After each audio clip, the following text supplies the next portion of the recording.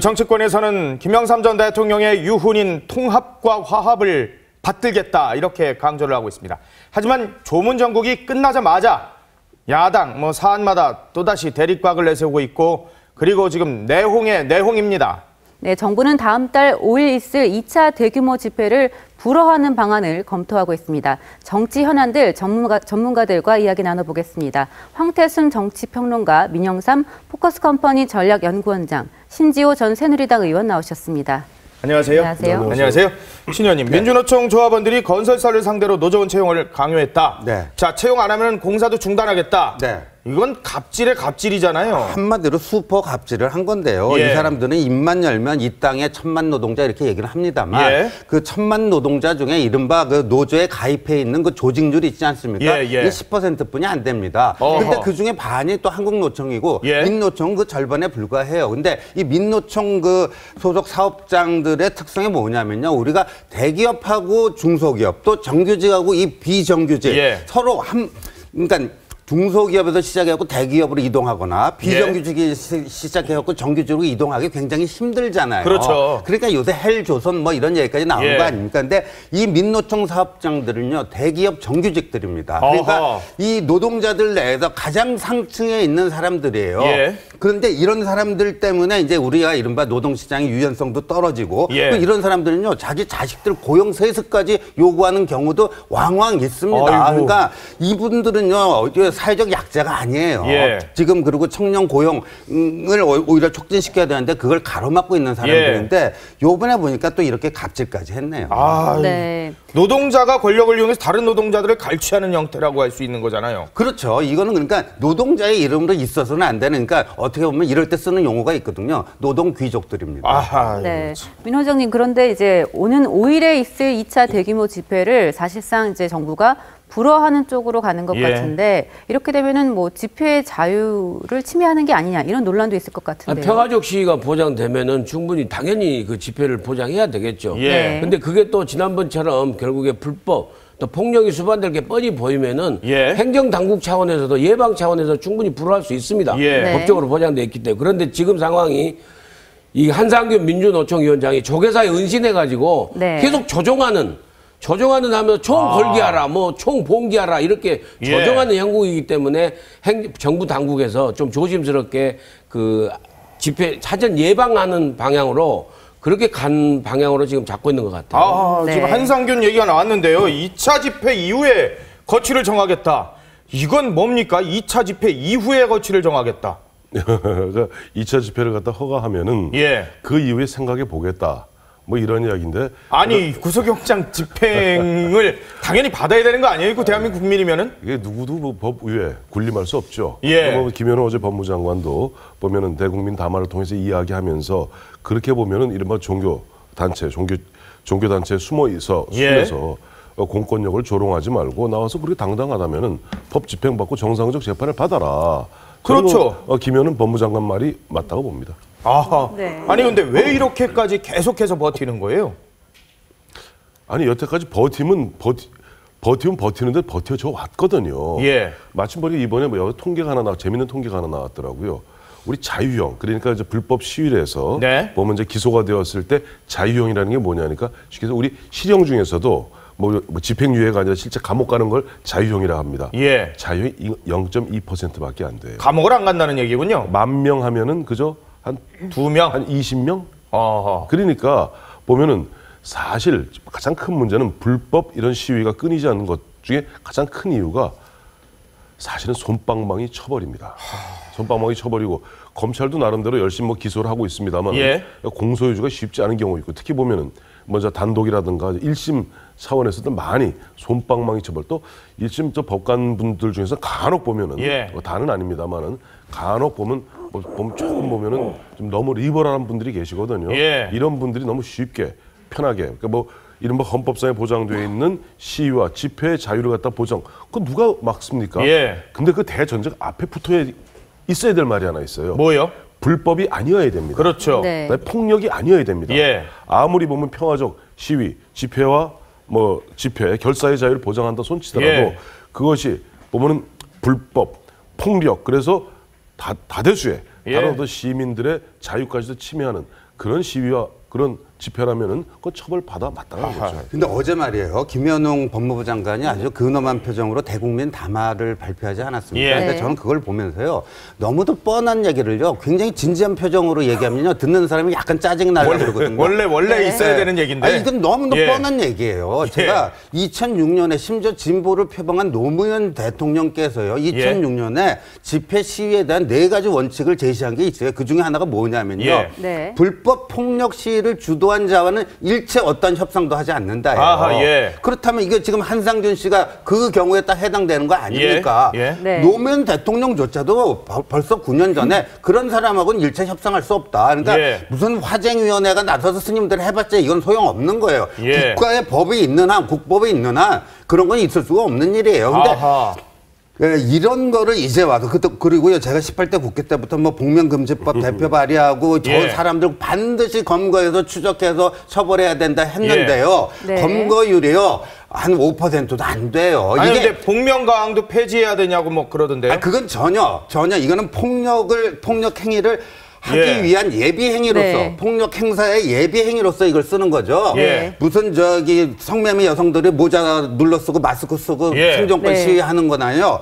무슨 화성방전 그 전쟁 반대 무슨 방독만 쓰고 퍼포먼스 하는 거냐? 예. 전혀 네. 상관없습니다. 그런 식으로 네. 혹사무명하면 안 되고요. 예. 복면 강의 이런 거는 해당. 복면 가왕이 아니라 복면 시위 금지법입니다. 그렇죠. 그러니까 이게 보면요, 딱 그 상황을 보면요, 복면조들이 등장하면서 쇠파이프나 이런 거 같이 등장하거든요. 그렇죠. 그러니까 예. 딱 보면 알아요. 이게 지금 폭력을 행사하기 위한 그거로서 예비 행위로서 복면을 착용하고 있는지는요, 현장에 가보면 금방 나오고요. 이제까지 채증된 모든 동영상 자료를 분석해 보면요, 그럼 명백해집니다. 그러니까 지금 이 이른바 진보 인사들이 트위터라든가 인터넷을 통해서 진실을 오도하고 있고 호도하고 있는 게 바로 이 복면가왕 문제잖아요. 복면가왕이라는 게 보면 저 뭐 복면 시위 복면 금지법이요. 쓰고 머리 노래 부르는 그 아니에요. 근데 그 복면가왕 거기서 누구 쇠파이프 듭니까? 복면가왕 하면서 그 노래 부르면서 쇠파이프 들고 경찰을 갖다 때립니까? 그건 아니잖아요. 그리고 보면은 마침 보니까 이번 지난 11월 14일 거기 한 600명 가까운 사람들이 보면 아마 폭력 시위에 전이되어서 막 쇠파이프를 휘두르고 보면 그랬던 것 같은데 그중에 70% 넘는 사람들이 복면을 썼다는 거 아니에요. 그리고 앞서 우리 신지호 의원 말씀하셨습니다마는 그 노무현 대통령 2006년 말씀하시기 전에 2003년에 당시 민정수석이었던 문재인 민정수석도 보면 평화적인 시위와 집회는 허용하되 불법과 보면은 폭력 시위는 엄단해야 한다고 이야기한 바가 있습니다. 네. 그러니까 100번을 양보해서 하더라도 이 한상균 민주노총 위원장은 시위 현장에서는 그렇게 불법 천지로 만들어 놓고 시위 현장에서 복면 뒤에 숨고 지금 부처님 자비 뒤에 숨어가지고 이렇게 국법 질서를 농락하고 우롱하는 처사가 어디 있습니까?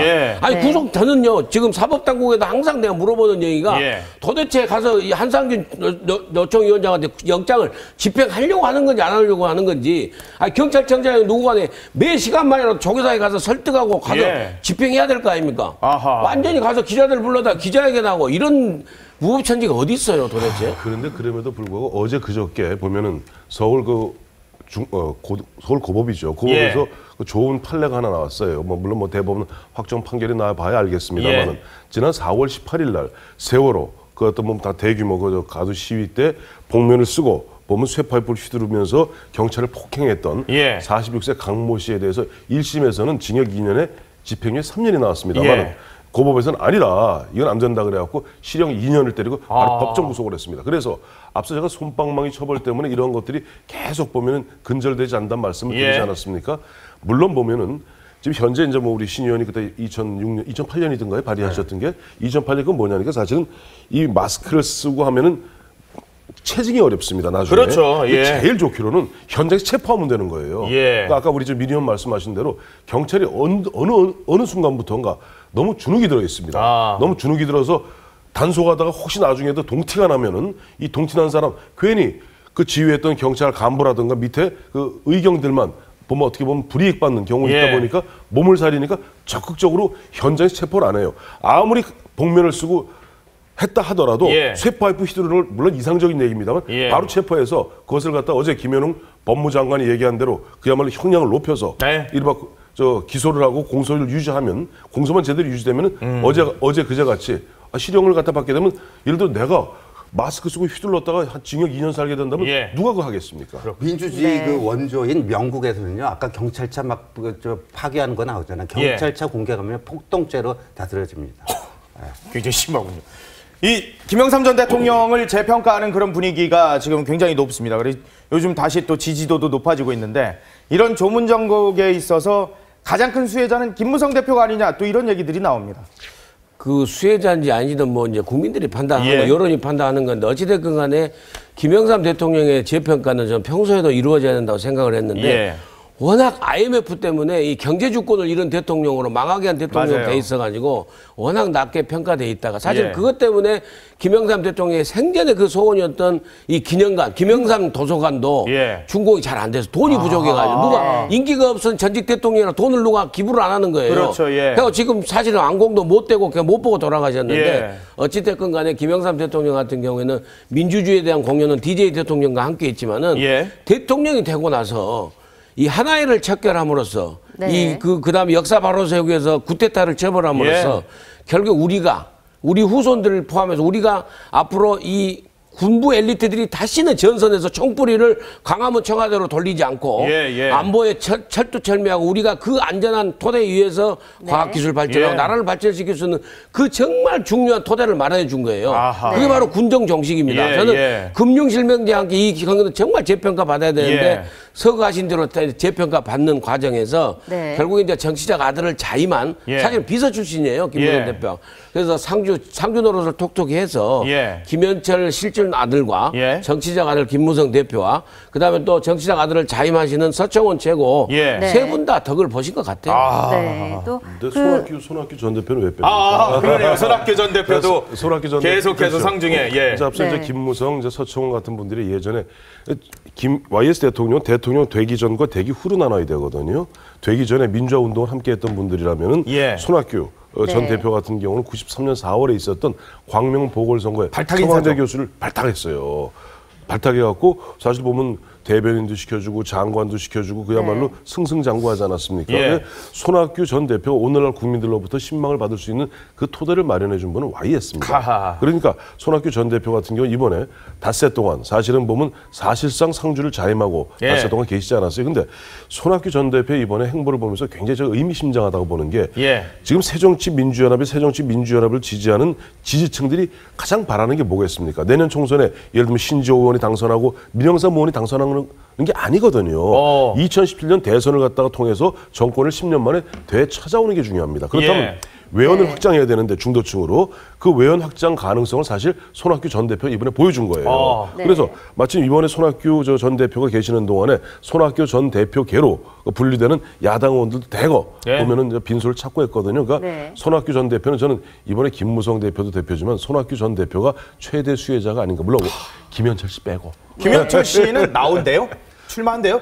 뭐 지금이야 이제 말을 아끼고 있는데요. 원래 이제 출마를 하려고 몇 번씩 노력했는데 번번이 좌절됐고요. 그다음에 YS하고 박근혜 대통령하고 좀 사이가 안 좋아져갖고 조금 험한 말이 오고 간 것도 사실 현철 씨 공천 탈락건 때문에 지금 야당에서 영입하려고 그런다는 얘기가 있던데. 그러면 안 되죠. 새누리당이 품어줘야죠. 그래요? 저는 새누리당이 품어줘야 된다고 생각합니다. 문재인 후보를 지지했던 게 있어가지고. 뭐 그런 이제 구원 이제 화해를 해죠. 통합과 화합을 해서. 그러니까 저는요 요번에 이 되면서 YS가 남기신 유언이 통합과 화합이 이를테면은 상도동과 동교동이 하나가 됐다라는 거는요. 단순한 상도동 동교동으로 대표되는 정치 세력뿐만 아니라 영혼한 간의 화합이 될 수가 있고요. 또 박근혜 대통령이 마지막 날 또 이렇게 마지막 발인 그 배웅을 하지 않았습니까? 그건 또 이제 산업화 세력과 민주화 세력의 화합이 될 수 있는 거니까 저 김현철 씨는요 당연히 새누리당에서 품어줘야 된다고 생각합니다. 그러니까 YS 대통령도 재평가되는 계기가 됐지만 김현철 씨도 재평가되는 사실은 김현철 씨가 한보 비리하고 아무 관계가 없어요. 그 대통령께서 워낙 국정을 다잡기 위해서 이 국정 농당한 부분에 대해서 좀 이렇게 처벌을 하려고 검찰한테 해서 하고 잡은 게 김영삼 대통령이 실행한 금융실명제에 의거해서 그 대선 자금 남은 걸 운영하는 거라 세금을 안 냈다고 해서 조세포탈로 간 거고 그다음에 김영삼 대통령이 수많은 인재들을 손학규 포함해서 심지어는 민중당의 이재호, 김문수, 이우재라는 의원 계셨는데 그분들까지 다 영입하고 강호에 수많은 인재들 영입할 수 있는 게 그 밑받침해서 조사 보고서 써준 게 김현철 씨예요. 네. 사실 근데 과학적 선거운동, 과학적 국정운영에 상당히 참모로서 역할을 한 그런 측면도 있는데 그런 네. 측면은 가려졌다가 이번에 또 이 얘기가 나온 게 됩니다. 네. 그러나 그럼에도 불구하고 새누리당에서 아마 품지 못할 겁니다. 아, 그래요? 지금 생각을 해보세요. 지금 새누리당 내에서도 이제 김무성 대표 체제를 향해서도 진실한 사람과 진실하지 않은 사람을 가르고 네. 배신의 정치를 가르고 그다음에 예. 립 서비스하는 사람 가르고 있는 이런 판에 예. 사실 김현철 씨를 품어안기에는 아직 조금 보면 새누리당 분위기는 아닌 것 같고 저는 김현철 씨가 내년 20대 총선에 출마를 마지막으로 도전할 것 같아요. 네. 그동안 3번 정도 도전을 거제에서 주로 하시려고 그랬었죠? 거제에서 하려고 한 번, 두 번, 3번을 갖다 어제 시도를 했었습니다만 예. 네. 내년에 본격적으로 무소속으로 갈 가능성이 크지 않겠나 봅니다. 네. 아, 그렇군요. 알겠습니다. 지금까지 황태순 정치평론가, 민영삼 포커스컴퍼니 전략연구원장, 신지호 전 새누리당 국회의원과 함께했습니다. 고맙습니다. 감사합니다.